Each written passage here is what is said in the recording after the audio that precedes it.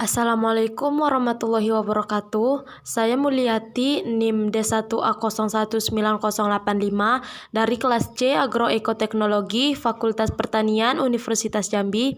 Ini adalah tugas klimatologi dengan dosen pengampu Dr. Insinyur Made Deviani Duaja MS dengan materi alat ukur awan. Pengertian awan. Awan adalah massa yang dapat dilihat dari tetesan air atau kristal beku yang menggantung di atmosfer yang berada di atas permukaan bumi atau permukaan planet lain. Alat ukur awan. Ceilometer. Ceilometer adalah alat yang digunakan untuk menentukan ketinggian dasar awan. Cara kerja ceilometer. Ceilometer ini bekerja berdasarkan prinsip dari pantulan balik dari gelombang suara atau cahaya yang dipancarkan.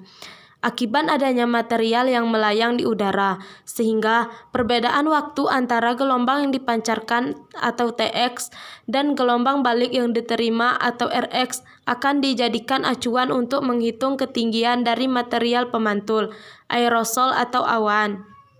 Metode yang digunakan untuk mengukur tinggi dasar awan. 1. LIDAR, Light Detection and Ranging, yang dapat mengukur ketinggian awan hingga 30 km di atas permukaan tanah. Teknologi laser banyak dimanfaatkan sebagai pendeteksi pada ceilometer ini, dengan panjang gelombang berkisar 600 sampai 1000 nanometer. 2. SODAR, Sonic Detection and Ranging.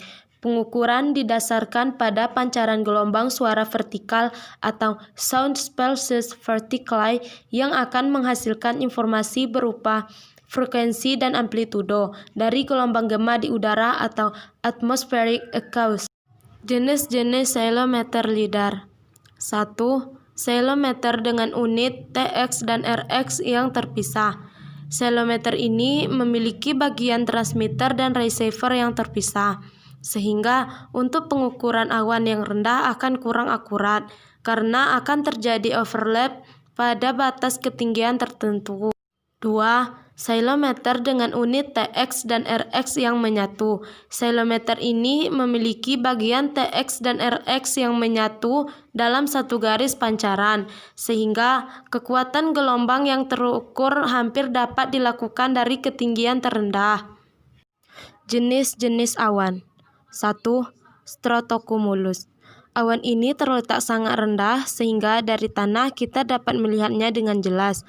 Awan stratocumulus dapat menghasilkan hujan, namun biasanya tidak lebat. Awan ini berbentuk bulat dengan gumpalan yang nampak berkumpul atau berkumpul secara teratur di langit dengan warna keabu-abuan.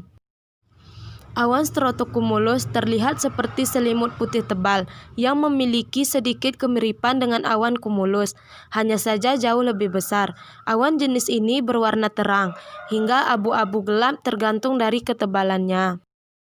2. Stratus. Awan stratus berbentuk lapisan tipis melebar pada langit dengan warna putih menuju keabu-abuan. Awan ini merupakan awan yang paling banyak ditemui di seluruh dunia, khususnya di daerah pesisir dan pegunungan. Bentuk awan stratus sangat teratur di langit, kadang-kadang ditemui bentuk yang pecah dan tak beraturan. Kadang awan stratus menjadi tebal dan menutup cahaya matahari dan bulan. 3. Nimbostratus. Tekstur nimbostratus yang tebal kerap menutup cahaya matahari dan tidak percaya sebagai pertanda akan turun hujan. Awan nimbostratus berbentuk tebal dan cenderung tidak teratur dengan warna putih keabu-abuan. Awan ini kerap sekali menghasilkan salju atau hujan. Untuk daerah tropis, awan ini menghasilkan hujan yang cukup tinggi, sedangkan di daerah subtropis hingga dingin mampu menghasilkan salju. 4. Altocumulus. Awan altocumulus berbentuk bulatan kecil-kecil seperti kapas yang menyebar luas di langit, satu antara yang lain yang terikat. Awan altocumulus memiliki warna putih hingga abu-abu. Persebaran awan ini sangat teratur di langit dan dapat menyelimuti sebagian besar permukaan langit. Munculnya awan altocumulus kadang-kadang akan menandakan akan terjadinya hujan deras dalam petir atau badai. Awan ini terbentuk di ketinggian rendah hingga tercipta dari butiran air. Namun, pada saat naik ke udara, kristal es juga ikut membentuk awan ini. Awan altocumulus biasanya muncul di antara awan cirrus dan awan stratus. Saat awan ini muncul bersamaan dengan jenis awan lain, biasanya akan diikuti oleh badai. 5. Altostratus. Awan altostratus banyak sekali mengandung butiran air. Oleh karena itu, awan ini dapat menghasilkan hujan ringan dan virga, atau hujan yang tidak sampai ke tanah.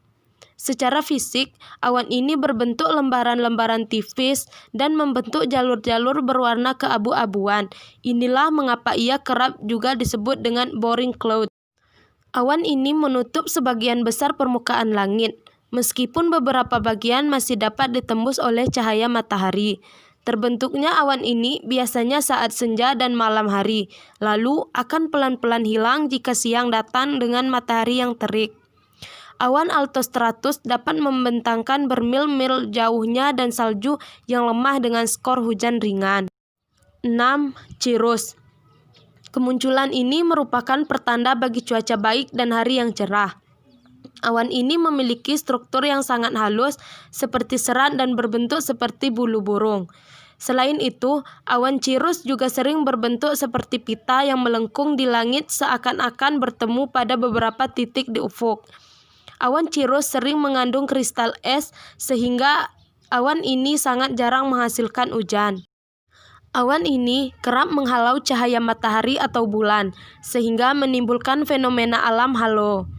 Fenomena terjadi akibat kristal es dalam awan cirrus yang membiaskan sinar matahari sehingga membentuk lingkaran cincin yang matahari. 7. Cirrostratus. Awan cirrostratus dengan warna agak kelabu dan bertekstur sangat halus saat berada di atmosfer.